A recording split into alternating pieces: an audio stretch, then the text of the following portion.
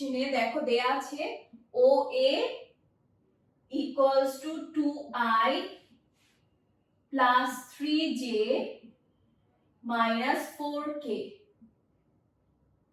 OB equals to 4I minus 3J plus 2K. হ্যাঁ, এখন হচ্ছে আমাদের AB এর মান বের করতে হবে। তাহলে প্রথমে আমরা AB ভেক্টরটা বের করি। তাহলে AB ভেক্টর আমরা কিভাবে বের করব? AB vector equals to OB minus OA। সেটা কিভাবে আসলো দেখো, এইটা যদি O বিন্দু হয় মূল বিন্দু, তাহলে এখানে আমরা একটা A বিন্দু ধরি, B বিন্দু ধরি, তাহলে O A B। হ্যাঁ, এখন এখানে যেভাবে ডিরেকশন দেয়া আছে আমি সেভাবেই ডিরেকশন দিব। OA অর্থাৎ O থেকে A এর দিকে, OB অর্থাৎ O থেকে B এর দিকে, আর AB মানে A থেকে B এর দিকে। এখন দেখো আমি ত্রিভুজের সূত্র যদি অ্যাপ্লাই করি তাহলে কি আমরা জানি যে একই দিকে যেগুলো যায় সেই ভেক্টরগুলোর যোগফল বিপরীত দিকে ভেক্টরটার সমান। তাহলে এখানে আমি কি লিখতে পারি? OA plus AB equals to OB, তাই না? এই দুইটা একই দিকে ঘুরছে আর এটা কিন্তু বিপরীত দিকে। তাহলে AB ইকুয়ালস টু কি হবে? OB minus OA। ওকে, তাহলে OB মাইনাস OA। এখন OB এর ভ্যালু কত? 4I minus 3J plus 2K minus 2I minus 3J plus 4K। তাহলে এখন দেখো 4I মাইনাস 2I কত হয়? 2I minus 3J minus 3J minus 6J, 2K plus 4K, তাহলে প্লাস 6K। এখন ভেক্টর থেকে আমরা যদি ভেক্টরের মান নির্ণয় করতে চাই তখন আমরা কি করব?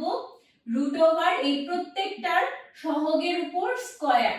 তাহলে 2 স্কয়ার হবে মাইনাস 6 হোল স্কয়ার মানে 6 স্কয়ারই, মাইনাস স্কয়ার করলে তো প্লাস হয়ে যায়, এখানেও 6 স্কয়ার, তাহলে এখানে 4 প্লাস 36 প্লাস 36, তাহলে আসে রুট ওভার 76। এটাকে আমরা লিখতে পারি 2 রুট ওভার 90 এই আকারে। 4 নাম্বার ম্যাথে দেখো দেয়া আছে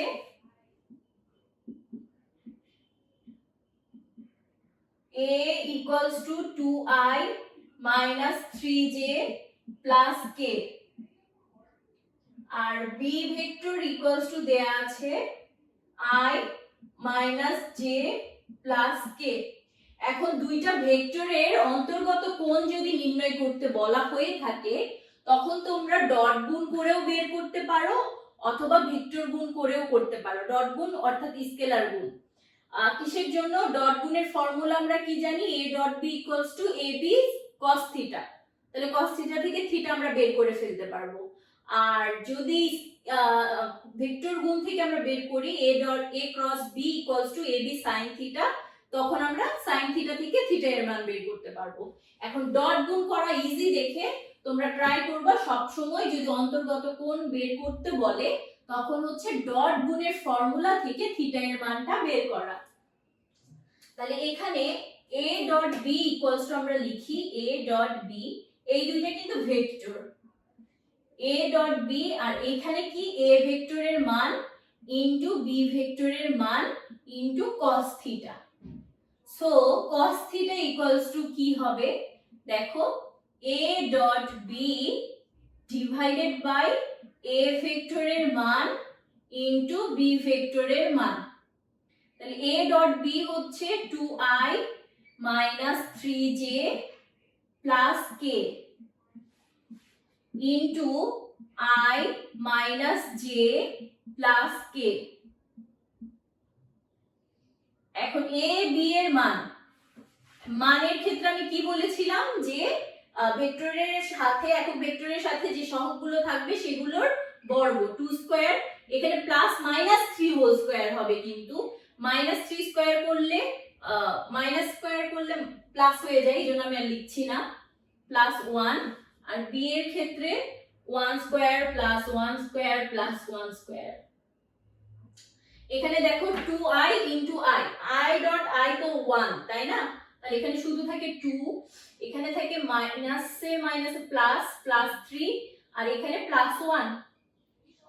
এখানে দেখো তাহলে 4 প্লাস 9 প্লাস 1 ইনটু কত 3, তাহলে এখানে 6 ডিভাইডেড বাই এখানে কত আসে 10 14 14 root over 14 into